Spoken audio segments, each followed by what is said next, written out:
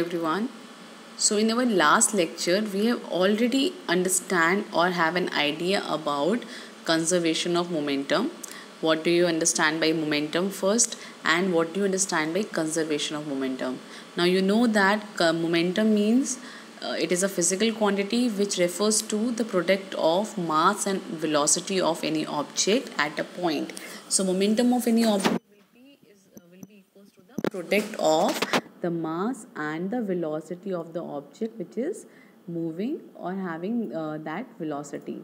Now there is a law which is known as law of conservation of momentum. I have already told you, I'll give you a simple idea about it. So what do you understand by conservation? First of all, it is an experiment law. This law, some laws are actually given by theory, and then we are having its proofs.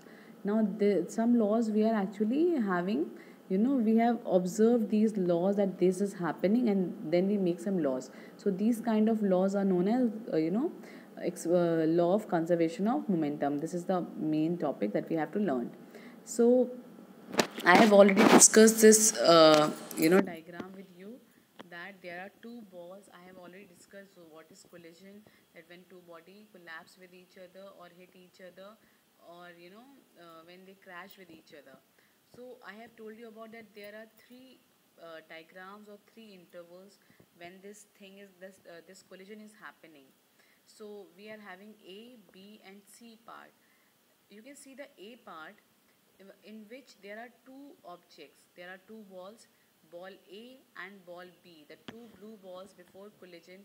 You can see that there are two blue balls before collision which are moving with their respective velocities, having their respective masses. So before collision, what were the values of these balls? We are having two balls, A and B.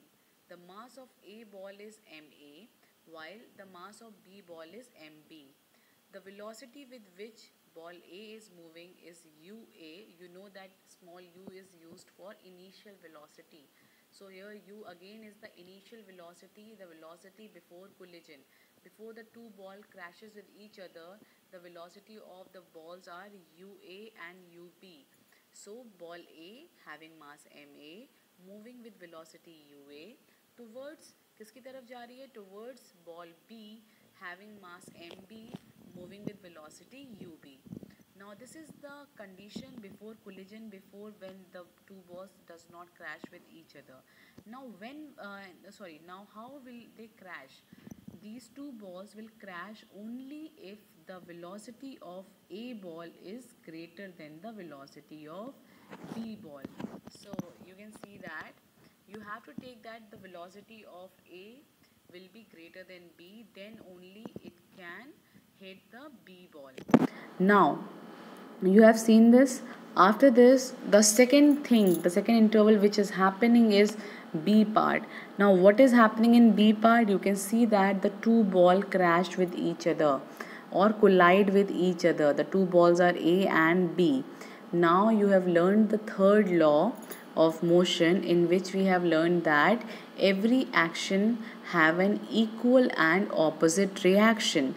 So then whenever any two body collide with each other, both of them simultaneously exert equal and opposite forces on each other.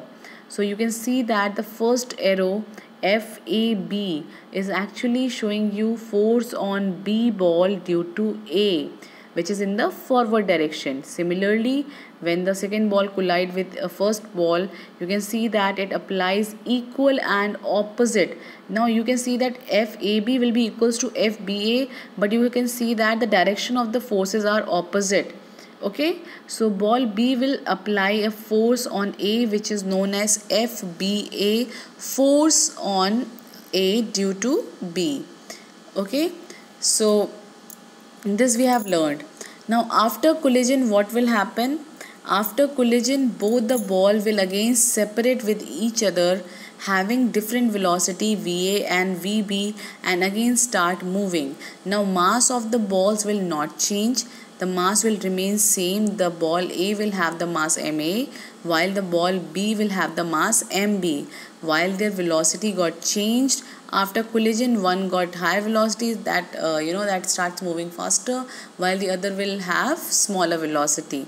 So the velocities are va and vb.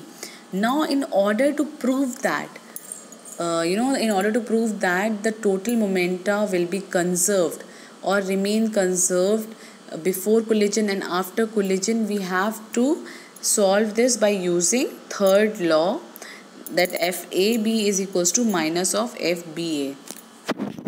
Now you can see from your book that the momenta means plural of momentum. Obviously there are two balls, so we use the term momenta. The momenta of ball A before and after collision.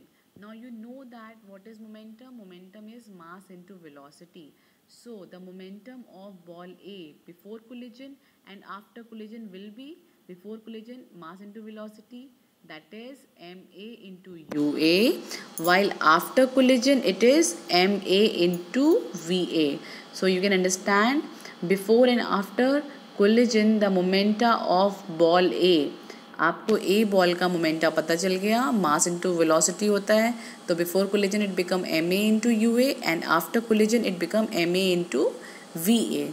Similarly, you can write the force. The rate of change of its momentum during the collision will be, आपको पता है force a b equals to कितना होगा, m a in bracket va minus ua, change in velocity upon time. As you know that mass will not change, so mass will be taken common out. Now you know that fab will be equals to rate of change of momentum of a ball. तो ए ball के momentum में क्या change आएगा, M A V A minus M A U A होता, M A U have taken common, so what will remain into the bracket, V A minus U A upon T. Similarly, we can write down the force FBA, force on A due to B, which will be equals to rate of change of momentum of ball B. Ball B के momentum में जो भी change आएगा, that will be equals to the force applied by ball B. So the rate of change will be equals to MB times VB minus UB upon T. Now according to the third law of motion, the force FAB exerted by ball A on B, that is action force. Similarly, the force FBA exerted by the ball B on ball A, which is the reaction of ball B, must be equal and opposite to each other. You know the third law. So this is the most important statement, that we know that FAB will be equals to minus of FBA. Now we have to just put the values of FAB and FBA in terms of momentum. Now FAB will be equals to the rate of change of momentum of ball A. Similarly, FBA equals to rate of change of momentum of ball B. So rate of change of momentum of ball A will be equals to MA times VA minus UA upon T, equals to minus sign will be as remain as given in the equation 9.6, and you can put the value of FBA, which is equals to the rate of change of momentum of ball B, that is equals to MB times VB minus UB upon T. Now when we just cut the T from both sides and multiply the term and solve it, we get MAUA plus MBUB equals to MAVA plus MBVB. Now how this equation came?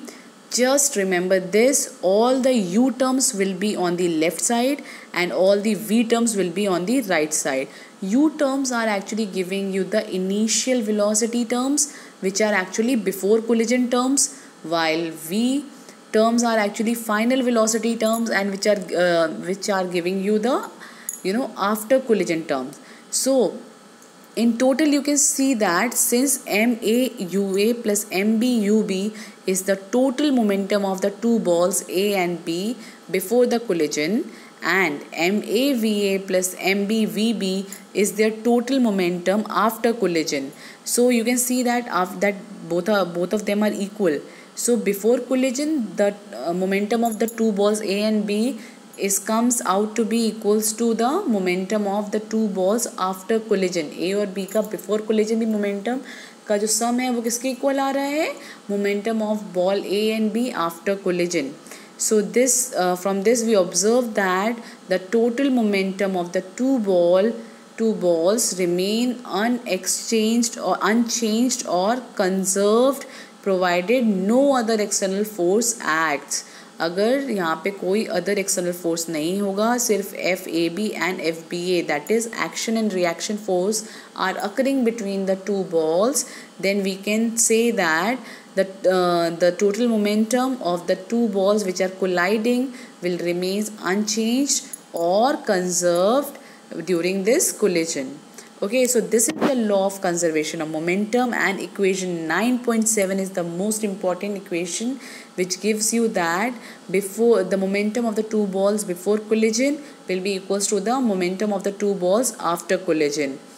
So as a result of this ideal collision experiment, we say that the sum of momenta of the two objects before collision is equal to the sum of the momenta after the collision, provided there is no external unbalanced force acting on them. There will be only action and reaction force, and there will be no other external force on it. Then we can say that the sum of momenta of the two objects or balls, whatever we are having which collide, is equals to the momentum of the same two objects after the collision. This is known as the law of conservation of momentum. Okay class, so this is the law of conservation of momentum, and we use this law in various problems that we are having. You can see the examples which are using this equation. So first we have to understand this whole proving.